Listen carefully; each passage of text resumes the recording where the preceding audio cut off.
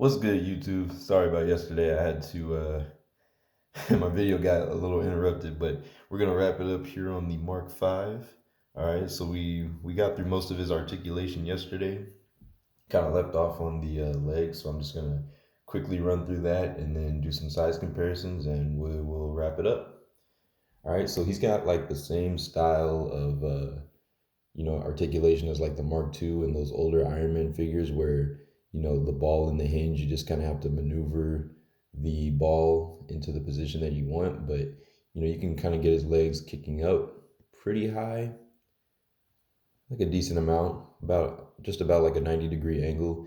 I don't want to force it too much because I'm kind of afraid of like paint rub right here. I don't want to scratch the paint off because I can already see some of the red kind of rubbing off onto the silver on his upper thigh, so I'm not going to force that too much, but you can definitely maneuver it around and get it to where you want. He's got kind of like a thigh swivel, since it's like the ball.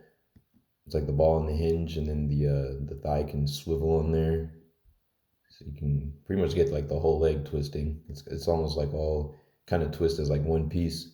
He's got double jointed knees. So you can see that there. And this is that left knee with the faded paint on it. So it doesn't look the greatest, but you can definitely get a very decent bend out of that. Look at that. Bend his leg all the way back like that.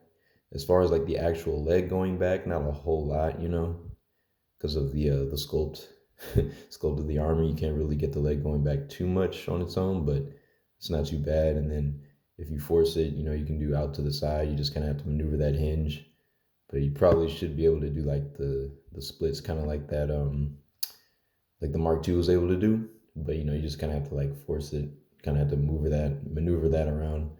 um as far as the head is a little tricky. It's like, I think it's just on a ball again, so he can look up. You kind of have to force it, but he can look up about that much. Not too bad. Not the best for like flying poses. You would probably want more than that, but that's okay. And then going down, you look pretty far down with that ball. He can look like basically straight down, so that's pretty good. Kind of like tuck his chest in, so that's pretty cool. Nice range. Not really any like side to side movement. It's just, it's on like a stationary kind of ball, so it's not really gonna get much for side to side. But yeah, and then of course you can rotate all the way around with it being on the ball. That's pretty cool. See that little, you can kind of see, yeah, there is like a little bit of a hinge in there, and then his neck piece. But yeah, swivel that all the way around, and boom. And then I don't think I mentioned yesterday, but yeah, he does have double jointed elbows, so you can get pretty decent bend out of that. A little better than 90, so that's good. And then, like I was saying, these shoulder pads are like soft plastic pieces, so you can technically rotate his arm like full 360. You just kind of have to like maneuver the shoulder pads, so it's probably not going to go in like a perfectly straight circle. It's going to kind of go out to the side, but you can just hold up that metal shoulder pad and just kind of push past it, and you can rotate all the way around. You can see like the joint in there. It's like looks like a little piece of plastics kind of coming off from there. I'm just gonna leave that there for now, but yeah, kind of see like even the detail inside the shoulder. I mean, look at that. They even like sculpted the detail within the shoulder. That's pretty good. That looks really nice. So yeah, you can bring that all the way back around. But yeah, that's pretty much it. And then his feet are kind of like on a I don't even know what you would call it. I guess like a ball, but they don't really give you a lot of range. You can swivel them. You can like pretty much swivel them all the way around. They don't really go down much or up, which is kind of unfortunate. I mean, you get a little bit of range, but not a whole lot. So you just kind of have to like play around with it. But yeah, man, that's pretty much it for the Mark V.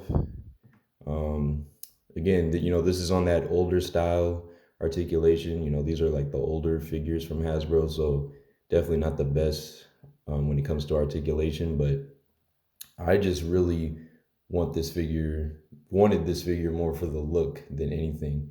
I already kind of knew what to expect going in for articulation because I've seen reviews on him and stuff, and I just know how these older figures work. But yeah, man, that's how he is. That's the Mark V, and I really love the look of him, man. He's one of my favorite looks for the Iron Man figures. But let's do some quick size comparisons and get out of here. All right, so here we are. Here's a size comparison with him and General Zod. This is the armored General Zod from Mattel, the Man of Steel movie. Okay, so you can see they're standing around the same height. General Zod's just a little bit taller, and he's got his helmet piece on, so that should give you a good sense of the height. Get him real quick next to the Mark 6, which unfortunately the paint has faded terribly on mine. A lot of the gold paint in his legs has faded. I want to get a new one, either get this one repainted or get a new one, but there he is next to the Mark 6, so they're obviously about the same height. So there's that. And then here he is next to the Mark 2. So I think that looks pretty good too. Last one that we just reviewed, they're about the same height as well. Man, this Mark II really did have skinny legs. That's kind of crazy. Back in the day, like this smaller scale, it's kind of ridiculous how skinny the legs on the Mark II are.